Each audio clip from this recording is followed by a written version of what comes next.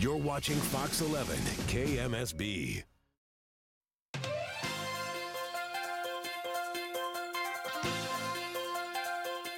This is Fox 11 Forum, a look at issues of concern to Tucson and Nogales, with your host, Bob Lee.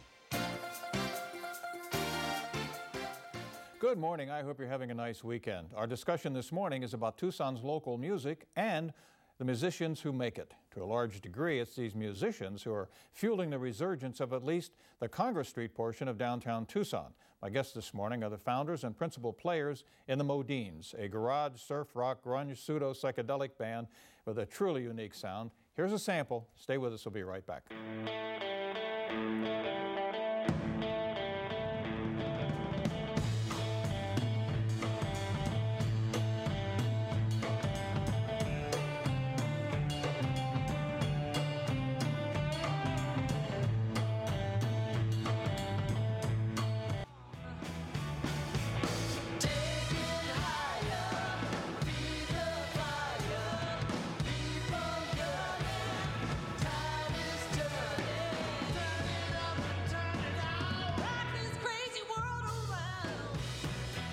The Modeens is a group formed by my guest this morning.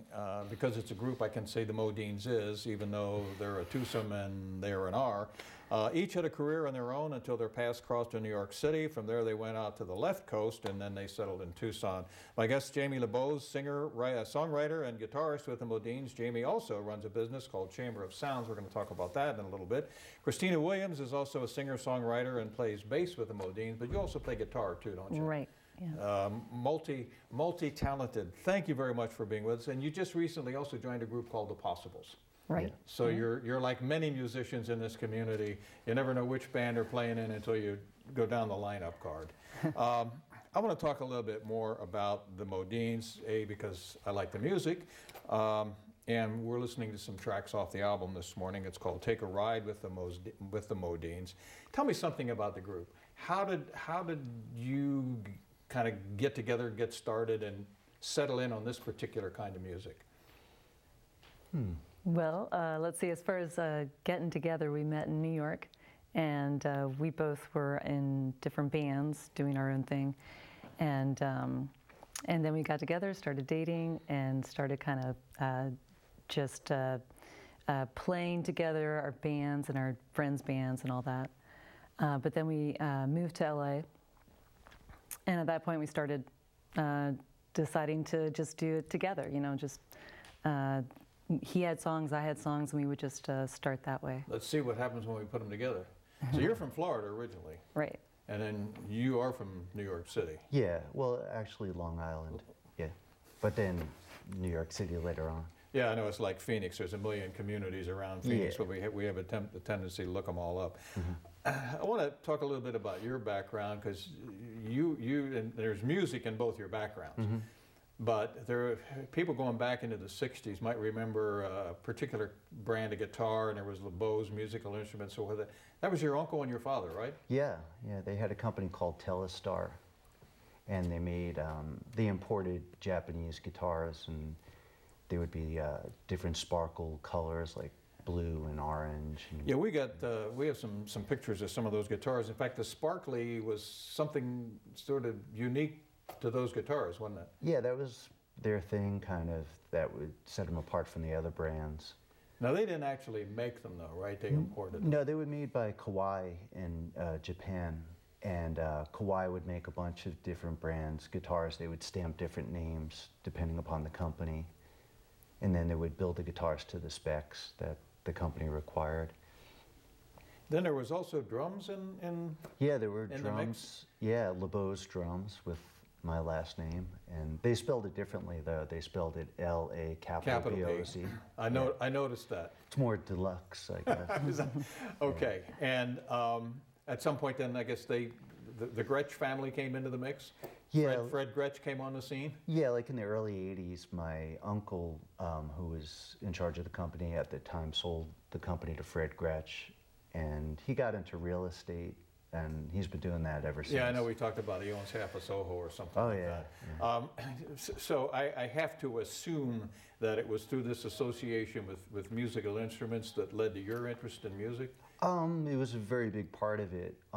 Also, after my father left Telestar, he opened up a record store and guitar shop. So I used to go there as a kid and thumb through the records and pick up instruments and just play them. And so that was really a big factor in getting involved with music.